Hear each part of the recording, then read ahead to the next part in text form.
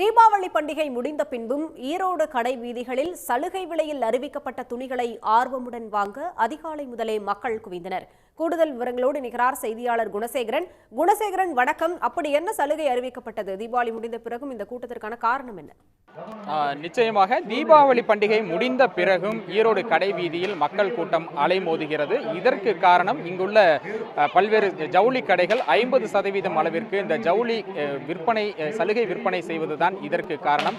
நேற்று தீபாவளி பண்டிகை புத்தாடை, இனிப்பு, பட்டாசு என விமரிசையாக நடந்து முடிந்திருக்கிறது. தீபாவளி பண்டிகை மக்கள் கொண்டாடி இருக்கிறார்கள்.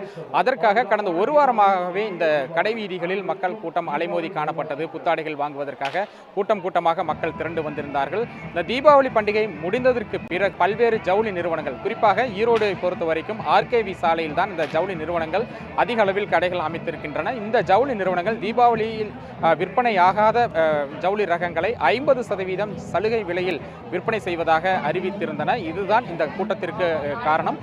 நள்ளிரவு முதலே பல்வேறு ஊர்களில், ஈரோடு மாவட்டம் மட்டுமல்லாமல் அருகில் இருக்கக்கூடிய நாமக்கல் மாவட்டம் பள்ளிப்பாளையம், குமாரபாளையம், திருச்செங்கோடு உள்ளிட்ட பல்வேறு ஊர்களைச் சேர்ந்த பொதுமக்கள் கூட்டமாக குடும்பத்துடன் வந்து நள்ளிரவு முதலே காத்திருந்து அதிகாலையில் இந்த ஜவுளி கடைகள் திறந்ததும் உள்ளே முண்டி அடித்து சென்று தங்களுக்கு தேவையான ஆடைகளை அவர்கள் வாங்கி செல்கின்றனர். இதனால் இந்த ஆர்கேவி சாலை, மணிக்கூண்டு உள்ளிட்ட பகுதிகளில் இந்த மக்கள் கூட்டம் ஆயிரக்கணக்கில் அலைமோதுவதை நம்மால் காண முடிகின்றது.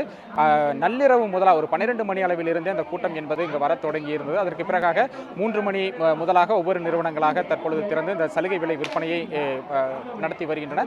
குறிப்பாக ஒரு 10-15க்கும் மேற்பட்ட கடைகள் இந்த சலுகை விலையில் தற்போது விற்பனையை அறிவித்திருக்கின்றன. இதன் காரணமாகத்தான் இந்த பகுதி முழுமையாக மக்கள் கூட்டமாக காணப்படுகிறது. இருக்கக்கூடிய மக்கள் இருக்கு. அம்மா, எந்த ஊர்ல இருந்து வந்திருக்கீங்க? எத்தனை மணிக்கு இங்க வந்தீங்க? எவ்வளவு கிரௌட் இருந்துச்சு? உள்ள போக முடிஞ்சதா, வாங்க முடிஞ்சதா, எப்படி இருக்கு? நான் வந்து இங்கே ஈரோடு தான், ஈரோடு பெரியார் நகர்லேருந்து வந்துட்டு இருக்கேன். காலையில் பார்த்தீங்கன்னா நாங்கள் விடிய காலம் 3 மணிக்கெலாம் வந்துட்டோம். க்ரௌடு கொஞ்சம் அதிகமாக தான் இருக்குது. நாங்கள் தீபாவளி பர்ச்சேஸ் வந்து பார்த்திங்கன்னா மோஸ்ட்லி வந்து மறுநாள் தான் பண்ணுவோம். இங்கே வந்து தான் பண்ணுவோம். விலை வந்து கொஞ்சம் பரவாயில்லாமல் இருக்கும். ஒரு 2-3 ஒரு 5-6 செட்டே வாங்கிடுவோம். நல்ல யூஸ்ஃபுல்லாக இருக்கும் வர்றது நமக்கு. ஒரு க்ரௌடு இருந்தாலும் நாங்கள் அதில் முந்தி அடிச்சுட்டு போய் ஃபஸ்ட்டாக வாங்கிடுவோம். நல்லாயிருக்கும். தேங்க்யூங்க சார். தம்பி, நீங்கள் எத்தனை மணிக்கு வந்தீங்க? எந்த ஊர்லேருந்து வந்திருக்கீங்க? உள்ளே போக முடிஞ்சதா? நைட்டு 1:30 மணிக்கு வந்தேன். ஈரோடு பவானி விக்னேஷ் என் பேர். ஆனால் 1:30 மணிக்கு வந்தேன். ஆனால் எல்லாம் போட்டி மேலே போட்டி போட்டாலும் துணி வந்து யாரும் வாங்குறாங்க. ஆனால் இன்றைக்கி வந்து காசு போட்டு துணி வாங்குற போனால் கிடைக்கும், பொழுதுபோக்கு கிடைக்கும். ஆனால் உண்மையிலே சொல்கிறேன், 2000 கொண்டு வந்து எதுவுமே எடுக்கணும், 4 சுருதி எடுக்க முடிஞ்சு வந்து ஆஃபர் போடுறாங்க. சத்தியமாக திருப்தி இல்லை எனக்கு. எந்த ஒரு திருப்தி இல்லை. ஆஃபர் வந்து போகுது, வந்து திருப்தி இல்லை எனக்கு. தேங்க்யூ. நீங்கள் எந்த ஊர்லேருந்து வரீங்க? ஜவுளி எடுத்துறீங்களா? எவ்வளோ நேரம் நின்னீங்க? பள்ளிப்பாளையத்துலேருந்து வரேங்க. எனக்கு மணிஸில் வந்து ஆஃபர் போட்டிருந்தாங்க. எல்லா கடையிலையுமே ஆஃபர் போட்டிருக்காங்க. 50%. பரவாயில்ல, எல்லாம் நல்லா இருக்குது. எல்லா கலெக்ஷன் நல்லா இருக்குது. ஓரளவுக்கு நல்லா இருக்குது. எல்லாம் வாங்கிட்டேன். ஓகே. நீங்கள் என்ன வருஷம் வருவீங்களா, இல்லை இந்த வருஷம் தான் வந்திருக்கீங்களா? வருவேன் சார், ஒரு இயர் வருங்க. இந்த வருஷம் வந்து பிஃபோராக போட்டாங்க, நைட்டு 2 மணிக்கே போட்டாங்களாட்டு இருக்குங்க சார். நல்லாயிருக்கு. கலெக்ஷன் பராணியெல்லாம் கொஞ்சம் நல்லா இருக்குது சார். இப்போ எத்தனை மணிக்கு நீங்கள் இங்கே வந்தீங்க? எப்படி உள்ளே போக முடிஞ்சதா? கூட்டம் எப்படி இருந்தது? கூட்டம் காலையில் 5 மணிக்கெலாம் கொஞ்சம் ஃப்ரீயாக தான் இருந்துச்சு. நைட்டே வந்ததுனால கொஞ்சம் அதிகமாக, நைட்டு 2 மணிக்கெலாம் அதிகமாகிடுச்சு. பட்டு மார்னிங்கில் ஏர்லி மார்னிங் கொஞ்சம் கூட்டம் கம்மியாகிடுச்சுங்க.